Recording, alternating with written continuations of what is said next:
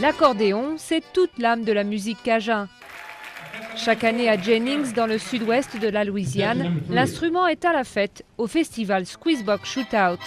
Une compétition devant un jury chargé de départager les joueurs qui exhibent leurs prouesses techniques.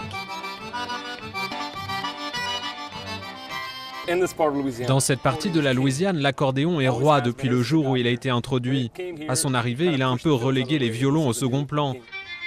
Wilson est le chanteur des Pine Leaf Boys, un célèbre groupe de musique cajun aux États-Unis. Selon lui, la plupart des enfants de la région ne rêvent que d'une chose, devenir musicien. C'est le seul endroit que je connaisse au monde où les jeunes ont comme héros un de leurs voisins. C'est pas Schwarzenegger à Hollywood, c'est le gars qui habite près de chez eux. L'ancêtre de ce genre musical remonte à la France du XVIIe siècle. Les colons l'emportent avec eux au Canada, dans le nord du Maine et enfin en Louisiane.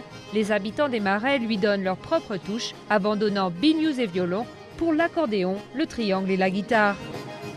Aujourd'hui, les groupes traditionnels font salle comble comme ici au théâtre mythique de Liberty à Eunice. Et les passionnés peuvent aussi voir les meilleurs groupes de la région au Blue Moon Saloon à Lafayette. Les groupes savent que le public apprécie quand il n'y a aucun applaudissement parce que les gens sont tous sur la piste de danse. À la fin du morceau, ils s'essuient le front, reprennent leur souffle pour retourner danser. Que ce soit du rock, de la country, du blues ou du funk, les groupes mélangent tous les styles. Il suffit d'y glisser un accordéon pour que cela sonne cajun.